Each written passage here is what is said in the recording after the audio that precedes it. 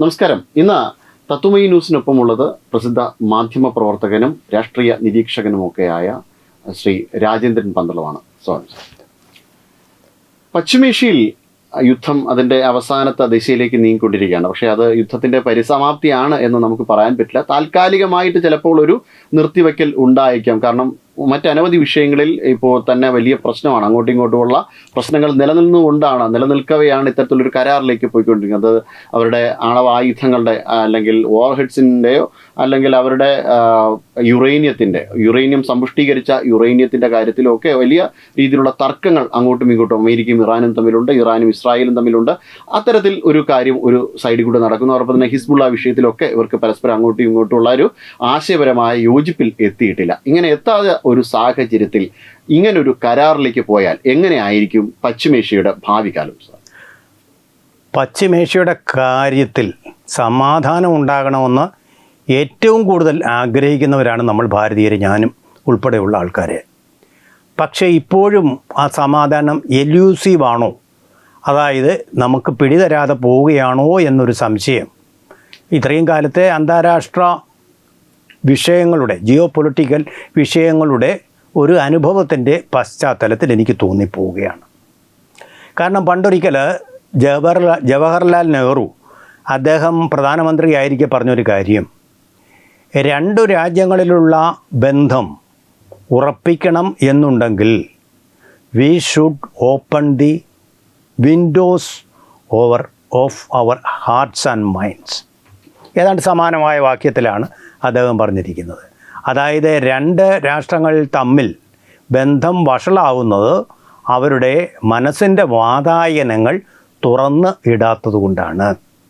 അത്തരം ഒന്നാണ് ഇപ്പോൾ ജനീവയിൽ ഒപ്പിടാൻ പോകുന്നു എന്ന് പറഞ്ഞിട്ടുള്ള കരാറിലുള്ളത്.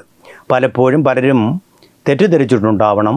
ട്രംപ് പറഞ്ഞു ഞങ്ങൾ ഇന്ന് രാത്രി എന്ന് പറഞ്ഞ ഞായറാഴ്ച രാത്രി, അവിടുത്തെ ഞായറാഴ്ച രാത്രി, നമ്മുടെ സമയമായിട്ട് അല്പം വ്യത്യാസമുണ്ട്, അത് ഒപ്പിടും എന്നൊക്കെയാണ് അദ്ദേഹം വീമ്പടിച്ചിരുന്നത്. ഒപ്പിടലിൻ്റെ അടുത്തുപോലും എത്തിയിട്ടില്ല. ഇവിടെ നടന്നത് നമ്മുടെ G20 മീറ്റിങ്ങിലൊക്കെ നമ്മുടെ ഷെർപ്പമാർ ചെയ്തതുപോലുള്ളൊരു കൃത്യം. അതായത് ഇതിൽ പറഞ്ഞിരിക്കുന്ന വാക്കുകളിൽ രണ്ടു കൂട്ടരും തമ്മിൽ എന്ന് പറഞ്ഞാൽ ഇവിടുത്തെ രണ്ട് പാർട്ടികളും എന്ന് പറയുന്നത്, കക്ഷികളെന്ന് പറയുന്നത്, ഒന്ന് അമേരിക്കയാണ്, മറ്റൊന്ന് ഇറാനാണ്. ഇവർ രണ്ടും മാത്രമേ ഉള്ളൂ. ഇവർ തമ്മിൽ ഒരു ധാരണയായി എന്നുള്ളതാണ്. എന്നിരിക്കെ ഈ യുദ്ധം ഇതാ ഇപ്പോൾ തീർന്നു എന്ന് ട്രംപ് എന്ന് പറയുന്ന ഈ വമ്പൻ പറഞ്ഞിട്ടുള്ളത് ഇതിനോടകം ഏതാണ്ട് 29 തവണയാണ് എണ്ണി. ഈ 29ാമത് കഴിഞ്ഞിപ്പോൾ 30ാമത്തെ തവണയാണ് പറഞ്ഞത് ഇതാ തീർന്നു എന്ന്. അതുകൊണ്ടാണ് അവിടെ ഒരു ക്രെഡിബിലിറ്റി ഗ്യാപ്പ് അല്ലെങ്കിൽ വിശ്വാസ്യതയുടെ ഒരു ദ്വാരം ഉണ്ട് എന്ന് നമ്മൾക്ക് കരുതേണ്ടി വരുന്നത്. അവിശ്വസിച്ച ഒരു ഘട്ടമില്ല ഇപ്പോഴും. എന്ന് മാത്രമല്ല, ഇറാൻ ഇപ്പോഴും അമേരിക്കയെ വിശ്വാസമായിട്ടില്ല. ഇപ്പോൾ ഒന്ന് പറയുകയും പിന്നെ കള്ളം പറയുകയും ചെയ്തുകൊണ്ടേയിരിക്കുന്ന, നാക്കെടുത്താൽ കള്ളം പറയുന്ന ഒരു രാഷ്ട്രമെന്നാണ് അമേരിക്കയെപ്പറ്റി ഇറാൻ്റെ രാഷ്ട്രീയവും സൈനികവുമായിട്ടുള്ള നേതൃത്വം പറഞ്ഞിരിക്കുന്നത്. അവരെ വിശ്വസിക്കാൻ കൊള്ളില്ല. പിന്നെ ഇതിൽ ഷെർപ്പയുടെ പണി ചെയ്തതിൽ പ്രധാനപ്പെട്ട ഒരു രാജ്യം പാകിസ്ഥാനാണ്. അവരെ ഒരിക്കലും നമുക്ക് നമ്പാൻ പറ്റാത്ത രാജ്യമാണ്. ഇപ്പം തകർന്ന് അടിഞ്ഞു കിടക്കുകയാണ് പാകിസ്ഥാൻ. ഒരു ഭാഗത്തു നിന്ന് പാക് ഓക്കുപ്പൈഡ് കാശ്മീരിൽ നിന്നുള്ള ആക്രമണം, മറുഭാഗത്തു കൂടി ബലൂചിസ്ഥാനിൽ നിന്നുള്ള ആക്രമണം, അതിനൊക്കെ അപ്പുറത്ത് നിന്ന് അഫ്ഗാനിസ്ഥാനിൽ നിന്നുള്ള ആക്രമണം. ഇതാ അഫ്ഗാനിസ്ഥാൻ ഇപ്പോൾ റഷ്യ ചരിത്രം ഏതാണ്ട് 360 ഡിഗ്രി തിരിഞ്ഞ് റഷ്യ ഇപ്പോൾ ആയുധങ്ങൾ കൊണ്ട് അവരെ സമ്പന്നമാക്കിയിരിക്കുക. അല്ലാതെ പാലം അതുപോലെ തന്നെ മരാമത്ത് പണികൾ കൊണ്ട് ഇന്ത്യയും സമ്പന്നമാക്കിക്കൊണ്ടിരിക്കുക. 30 വർഷത്തെ ഗ്യാപ്പുണ്ട്. അതെ, അപ്പോൾ പഞ്ചാഗ്നി മധ്യത്തിൽ നിൽക്കുകയാണിപ്പോൾ വാസ്തവത്തിൽ പാകിസ്ഥാൻ. എന്തെങ്കിലും ഒരു ഗതി കിട്ടണം. അപ്പോൾ ഇവിടെ ഒരു ഒത്തുതീർപ്പ് ഉണ്ടാക്കി കഴിഞ്ഞാൽ, അമേരിക്ക വല്ലതും പ്രസാദിച്ച് എന്തെങ്കിലും തന്നു കഴിഞ്ഞാൽ അത് വലിയൊരു നേട്ടമായിരിക്കും. അതിനാണ് അമേരിക്ക പറഞ്ഞു ഇവിടെ രൂപയാണ് പെട്രോളിന്റെ വില അവിടെ. വൈദ്യുതി ഇപ്പം ഓക്കുപ്പൈഡ് കാശ്മീരിൽ നടന്ന പ്രക്ഷോഭം വൈദ്യുതി നിരക്ക് കുറയ്ക്കണം എന്നാവശ്യപ്പെട്ടു. ഏറ്റവും തണുത്ത സ്ഥലമാണ്. വൈദ്യുതിയുടെ ആവശ്യം എന്താണ് അവിടെ എന്ന് നമുക്കറിയില്ല. പക്ഷേ ചില മുസാഫർപൂർ പോലുള്ള ചില സ്ഥലങ്ങളിൽ വലിയ ചൂട് പെട്ടെന്ന് തന്നെ വരുന്ന ഒരു സ്ഥലം നമ്മുടെ ജമ്മു പോലെ തന്നെയാണ്. അവിടെയൊക്കെ വൈദ്യുതി ഇല്ലാതെ ജീവിക്കാൻ പറ്റില്ല. അതിൻ്റെ ഫലമായിട്ടും കൂടെ ആയിരിക്കാം ഈ പ്രക്ഷോഭം ഉണ്ടായത്. എന്തായാലും പ്രക്ഷോഭം ഒരു രാഷ്ട്രീയ പ്രക്ഷോഭമാണ്. തക്കാളിയുടെ വില 600 ആയപ്പോഴാണ് ഈ പറയുന്ന Awami joint committee joint committee. അതെ അതെ. അതിനുശേഷം ഇപ്പോൾ ഗോതമ്പിന്റെ വില ഏകദേശം 4000 അവിടെ സാധനങ്ങൾക്കൊക്കെ ക്രമാതീതമായ വിലക്കയറ്റമാണ്. അതിനോടൊപ്പമാണ് ജമ്മു കാശ്മീരിലെ അവിടുത്തെ ഹരിത സമൃദ്ധി കണ്ടിട്ട് ഇപ്പോൾ അവർക്ക് കണ്ണുകടി തുടങ്ങിയിട്ടുണ്ട്. ഞങ്ങൾക്ക് ഇന്ത്യയോട് അങ്ങ് ചേർന്നാൽ മതി എന്നൊരു വിചാരം ഇപ്പോൾ അവർ, ഇന്ത്യ എന്ന് പറഞ്ഞാൽ ഇന്ത്യയുടെ ഭാഗമാണ്. പാക് ഒക്കുപ്പൈഡ് കാശ്മീർ നമ്മൾ പറയും, നമ്മുടെ രാജ്യം അവർ ഒക്കുപ്പൈ ചെയ്തിരിക്കുന്നു. ആ ഒരു സ്ഥലത്ത് നമുക്ക് ഇന്ത്യയുടെ സ്വാഭാവികമായിട്ടുള്ള അതിൻ്റെ മാതൃരാജ്യമായുള്ള ഇന്ത്യയോടെ ചേരണമെന്നൊരു വിചാരം അവിടെ ശക്തിപ്പെട്ടു വരും. ഇപ്പൊ യുഎനിലേക്ക് പാകിസ്ഥാൻ പറയുന്ന കാര്യം കുറെ കാലം കൊണ്ട് പറഞ്ഞുകൊണ്ടിരിക്കുന്നതിന് ഇപ്പോൾ ഒരു പ്ലബിസൈറ്റ് നടത്തി കഴിഞ്ഞ് കഴിഞ്ഞാൽ തീർച്ചയായിട്ടും പിയൊക്കെ ഇങ്ങോട്ടേക്ക് വരും. അത് നെഹ്റുവിന് പറ്റിയ ഒരു മണ്ടത്തരമാണ്. നമ്മുടെ തലവേദനയാണ് നെഹ്റു ആ കുറഞ്ഞ. അതിൻ്റെ ഒരു ആവശ്യമില്ല. അവിടുത്തെ പ്ലെബിസൈറ്റ് എന്ന് പറഞ്ഞാൽ ഹിത പരിശോധന. അവിടെ നടക്കുന്ന ജനാധിപത്യ കാര്യങ്ങളെല്ലാം കീഴ്മേൽ മറിഞ്ഞു. ജനാധിപത്യം എന്ന് പറഞ്ഞതിൽ കൂടുതൽ എന്താണ് ഒരു ഹിത പരിശോധന? 90% ആളുകൾ, 99% ആളുകൾ അവിടെ വോട്ട് ചെയ്യുന്നുണ്ട്, ഈ പ്രക്രിയയിൽ പങ്കെടുക്കുന്നുണ്ട്. 90% പറഞ്ഞാൽ അവിടെ 9% ഇല്ലാത്ത ആൾക്കാരാണ്. അതുകൊണ്ടാണ് ഞാൻ പറയുന്നത് 99% പേരും ആ രാജ്യത്തെ സ്നേഹിക്കുന്ന, ഇന്ത്യ രാജ്യത്തെ സ്നേഹിക്കുന്നവരാണ്. എന്ന് മാത്രമല്ല അവിടുത്തെ പർദ്ദയിട്ട അമ്മമാരാണ്, കുട്ടികളാണ്. വന്ദേ മാതരം എന്നുള്ള പാട്ട് വളരെ ഭക്തിപൂർവവും ഈണത്തിലും ചൊല്ലിക്കൊണ്ട് അത് മുഴുമിക്കുന്നത് വരെ എണീറ്റ് അവിടെ നിന്നത് യാതൊരു സങ്കോചവുമില്ലാതെ. ഇവിടെ അതൊരു പാട്ടിനെതിരെ കുറിച്ചൊരു വിവാദവും അവിടെ ഇല്ല, മുസ്ലിം ഭൂരിപക്ഷ പ്രദേശത്ത്. പക്ഷേ ഇവിടെ അങ്ങനല്ല. ഇവിടെ കേരളത്തിൽ അത് തെറ്റായിപ്പോയി എന്നുള്ള കാര്യത്തിന് വേണ്ടിയിട്ടാണ് നമ്മുടെ രാഷ്ട്രീയ നേതാക്കന്മാർ, കോൺഗ്രസ് ആയാലും CPM ആയാലും അവരുടെ ഊർജത്തിൻ്റെയും സമയത്തിൻ്റെയും ഭൂരിഭാഗവും ചെലവഴിച്ചു കൊണ്ടേയിരിക്കുന്നത്, വൃഥ കളഞ്ഞുകൊണ്ടേയിരിക്കുന്നത്. അവിടെ അതില്ല. അപ്പോൾ രാഷ്ട്രബോധം വന്നു, ദേശീയ ബോധം വന്നു, നല്ല പുരോഗതി ടൂറിസം കാര്യത്തിൽ, ആപ്പിൾ പോലുള്ള ഓർച്ചാഡ് കൃഷിയുടെ കാര്യത്തിലുണ്ടാകുന്നു. അപ്പോൾ വളരെ അവർക്ക് ഇങ്ങോട്ട് ചേർന്നാൽ കൊള്ളാമെന്ന മോഹം അത് അടിച്ചമർത്താൻ വേണ്ടിയാണ് 35ഓളം പേരെ ചുട്ടുകരിച്ചത് പാകിസ്ഥാൻ പട്ടാളം. എന്നിട്ടാണ് കാശ്മീരിലെ ജനാധിപത്യത്തെപ്പറ്റി അവർ വന്ന് കരയുന്നത്. വാസ്തവത്തിൽ ഇതുപോലൊരു ഗതികെട്ട പ്രേതം പാകിസ്ഥാനെ പോലെ ഉണ്ടോ എന്ന് സംശയം. അപ്പോൾ അവർക്കൊരു മേൽക്കൈ കിട്ടാൻ വേണ്ടി തട്ടിക്കൂട്ടിയ ഒരു കരാറാണിത്. ഇതൊന്നും പാലിക്കപ്പെടുമെന്ന് ഒരു ഉറപ്പുമില്ല. കാരണം ഈ യുദ്ധം അവസാനിപ്പിക്കുമെന്ന് പറഞ്ഞ നാളുകൾ ഇങ്ങനെ നീണ്ടു പോയതിൻ്റെ പ്രധാനപ്പെട്ട കാര്യം, ഇവിടെ യുദ്ധം ഒരു എഗ്രിമെൻ്റ് ആകുമ്പോൾ ഇസ്രായേൽ അവിടെ ലെബനോന് നേരെ ഒരു ആക്രമണം നടത്തും, കുറേ ഹിസ്ബുള്ളക്കാരെയും കൊല്ലും. അല്ലെങ്കിൽ പാലസ്തീന് നേരെ ഒരു ആക്രമണം നടത്തിയിട്ട് കുറേ ഹമാസുകാരെ കൊല്ലും.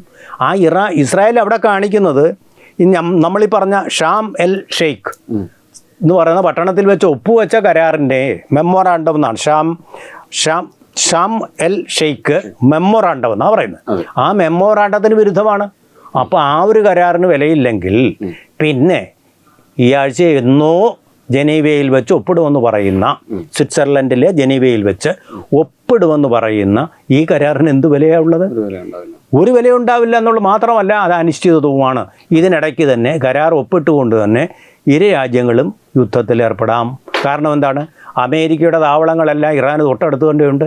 എന്തെങ്കിലും ഒരു ഇഷ്ടക്കേട് തോന്നിയാൽ, ഉദാഹരണത്തിന് ഇസ്രായേൽ ഇപ്പോൾ ലെബനോന് നേരെ ആക്രമണം നടത്തിയാൽ ആ ഉടൻ തന്നെ എന്തു ചെയ്യും?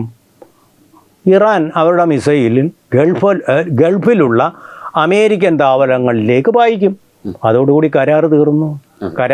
ഇങ്ങനെ കരാറുണ്ടാക്കിയതല്ലേ. നേരത്തെ അമേരിക്കൻ പ്രസിഡന്റ് ഒസാമ ഒരു അമേരിക്കൻ പ്രസിഡന്റ് വളരെ യുക്തിപൂർവമായ ഒരു കരാറ് ആണവ കാര്യത്തിൽ ഇറാനുമായിട്ട് ഉണ്ടാക്കിയതാണ്. മര്യാദ നിറഞ്ഞ ഒരു കരാറ്. അത് വേണ്ട എന്ന് പറഞ്ഞ് അത് കത്തിച്ചു കളഞ്ഞിട്ടാണ് രാഹുൽ ഗാന്ധിയിലെ മൻമോഹൻ സിംഗ് പാസ്സാക്കാനിരുന്ന ബില്ല് വലിച്ചു കയറി കളഞ്ഞത് എന്ന് പറയുന്ന പോലെ ആ കരാർ വലിച്ചു കയറി ഭിത്തിയിൽ ഒട്ടിച്ചിട്ടാണ് ഇപ്പോൾ പുതിയ കരാറിന് വേണ്ടിയിട്ട് ഇറാൻ്റെ പുറകെ നടക്കുന്നത്. കാരണം അമേരിക്കയ്ക്ക് ഇതിന്ന് ഊരിയേ പറ്റൂ. കോടിക്കണക്കിന് രൂപയാണ്. നമ്മൾ വായിച്ചിട്ടുണ്ട്. ഇപ്പോൾ ഗൾഫിലേക്ക് അയക്കുന്ന ഈ മിസൈലുകളൊക്കെ അവിടെ തടയുന്നത് അമേരിക്കയുടെ പേട്രിയറ്റ് മിസൈലുകളാണ്. ഓരോന്നിനും ഏതാണ്ട് നമ്മൾ ഇതിനെക്കുറിച്ച് പറഞ്ഞാണ് 23 മില്യൺ ഡോളറോളം ചെലവാക്കിക്കൊണ്ടാണ് അവർ ഓരോ പേട്രിയറ്റ് മിസൈലുകളും അവിടെ പ്രവർത്തിപ്പിക്കുന്നത്. ആ പേട്രിയറ്റ് മിസൈലുകളെല്ലാം ഇപ്പോൾ തീർന്നിരിക്കുന്നു. ഇനി അവിടെ ഗൾഫിലേക്ക് ആക്രമണം നടത്തിയാൽ അവർക്ക് പ്രതിരോധിക്കാനൊന്നുമില്ല. അതാണ് പ്രശ്നം. അവരുടെ കപ്പലുകൾക്ക് നേരെ ആക്രമണം വരുന്നു. F-35 ഇടിച്ചു വീഴ്ത്തുന്നു. അതൊന്ന് പുനർനിർമ്മിക്കാനാണെന്ന് വെച്ചാൽ, റിപ്പയർ ചെയ്യാണെന്ന് വെച്ചാൽ അതിൻ്റെ ഹാങ്കർ പോയി ഇറാൻ ആക്രമിക്കുന്നു. ബാലിസ്റ്റിക് മിസൈലുകളുടെ ഒരു കൂമ്പാരം ഇപ്പോഴും ഉണ്ട്. ഇസ്രായേലും അമേരിക്കയും കൂടി ആക്രമിച്ചിട്ടും അവരുടെ ശൗര്യം തളർത്താനോ ഏതെങ്കിലും തരത്തിൽ ഇല്ലാതാക്കാനോ കഴിഞ്ഞിട്ടില്ല. സമ്പുഷ്ട യുറേനിയം 740 ഗ്രാം അവിടെ ഇരിക്കുന്നു. ബാലിസ്റ്റിക് മിസൈലുകൾ ഇനി പുറത്തേക്ക് എടുക്കാനാകാത്ത വിധം ഗുഹാമുഖത്ത് തന്നെ തടഞ്ഞു എന്നാണ് പറഞ്ഞത്. അത് സുന്ദരമായിട്ട് വിന്യസിച്ചിട്ടാണ്. അതിലൊരെണ്ണമാണ് കഴിഞ്ഞ ദിവസം അങ്ങ് ഇസ്രായേലിൻ്റെ ഏറ്റവും സൈനിക പ്രാധാന്യമുള്ള കേന്ദ്രത്തിലേക്ക് എന്ന് വധിച്ചത്. ഗൾഫിലേക്ക് പോകുന്നു, അമേരിക്കയുടെ കപ്പലിലേക്ക് പോകുന്നു. F-35 ഇടിച്ച് താഴെ ഇടുന്നു. അതുപോലെ അപ്പാഷെ ഹെലികോപ്റ്റർ, അമേരിക്കയുടെ അഭിമാനം, അതിനെയും തകർത്ത് താഴെ ഇടുന്നു. ഇനി ഇവിടെ നിന്നാൽ ശരിയാവില്ലടേ, നീ പാകിസ്ഥാനെ നീ എന്തെങ്കിലും ഒന്ന് തട്ടിക്കൂട്ടിത്താ എന്ന് അവിടെ ചെന്ന് വെപ്രാളപ്പെട്ടു. ഞാൻ ഏറ്റവും തമ്പുരാനെ എന്നും പറഞ്ഞ് സാധിച്ചു കൊടുത്ത ഒരു കാര്യമാണിത്. അപ്പോൾ ഇതിന് എത്രമാത്രം വാലിഡിറ്റി ഉണ്ടാവും, അതിന് എത്രമാത്രം എലാസ്റ്റിസിറ്റി ഉണ്ടാവും, ഈ ഉള്ള കാര്യങ്ങളൊന്നും നമുക്ക് ഇപ്പോൾ പ്രവചിക്കുക സാധ്യമാണ്. 1-2 ആഴ്ചത്തേക്കെങ്കിലും തുടർന്നാൽ വലിയ ഭാഗ്യം. അതിനിടയ്ക്ക് കടലൊന്ന് തുറന്നു കിട്ടിയാൽ അവിടെ കെട്ടിക്കിടക്കുന്ന കപ്പലുകാർക്ക് ജീവനും കൊണ്ട് തിരിച്ച് മാതൃരാജ്യങ്ങളിലേക്ക് പോകാൻ സാധിക്കുമായിരുന്നു. അങ്ങനെയെങ്കിലും സംഭവിക്കട്ടെ എന്നുള്ളൊരു പ്രതീക്ഷ. അതിന് തടസ്സം ചിലപ്പോൾ വരാം. കാരണം ഇസ്രായേലിനും ഇത് വലിയതായിട്ട് ഇഷ്ടപ്പെട്ടിട്ടില്ല ഇങ്ങനൊരു കരാറ്. കാരണം ഇറാനെ തീർക്കണം, എങ്കിലേ അവർക്ക് സമാധാനമായിട്ട് കിടന്നുറങ്ങാൻ പറ്റൂ.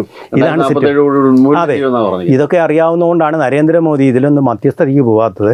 ഇത് 2 ചെകുത്താന്മാർ തമ്മിലുള്ള ഒരു ഫൈറ്റാണ് നടക്കുന്നത്. ദൈവവും ചെകുത്താനും തമ്മിലുള്ള, ആരാണ് ദൈവം ആരാണ് ചെകുത്താൻ എന്നുള്ളത് ഓരോരുത്തരുടെയും ആ മനസ്സിൻ്റെ ആ ഒരു ആഖ്യാന പാഠം അനുസരിച്ചിരിക്കുമെന്ന് മാത്രമേ പറയാൻ പറ്റൂ. നടക്കുന്ന ഒരു യുദ്ധമാണിത്. സാത്താനും ദൈവവും തമ്മിൽ നടക്കുന്ന തരത്തിലുള്ള ഒരു സാത്താനിക് വാർഫെയർ തന്നെയാണ് ഇവിടെ നടന്നുകൊണ്ടിരിക്കുന്നത്.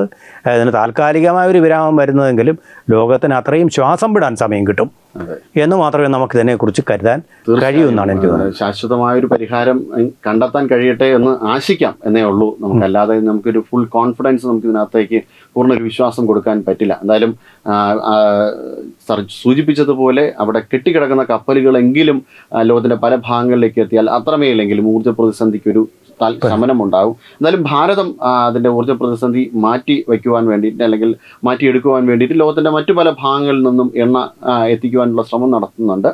ഇപ്പോൾ നൈജീരിയയിൽ നിന്നായാലും അതോടൊപ്പം തന്നെ വെനസ്വലയിൽ നിന്നായാലും ഒക്കെയുള്ള കരാറുണ്ട്. ഇപ്പോൾ ബ്രസീലുമായിട്ട് കരാർ ഒപ്പുവെച്ചിട്ടുണ്ട്. അപ്പോൾ ഇത്തരത്തിൽ ഭാരതം അതിനു വേണ്ടിയുള്ള ശ്രമങ്ങൾ നടത്തുന്നുണ്ട്. എന്തായാലും പശ്ചിമേഷ്യൻ യുദ്ധം ഒരു ശാശ്വതമായി പരിഹരിച്ചെങ്കിൽ മാത്രമേ ഇതിനെല്ലാം തന്നെ ഒരു പൂർണ്ണമായ വിരാമത്തിലേക്ക് പോകുവാൻ കഴിയുള്ളൂ. എന്തായാലും അത് സംഭവിക്കട്ടെ എന്ന് പ്രാർത്ഥിക്കാം. തീർച്ചയായിട്ടും.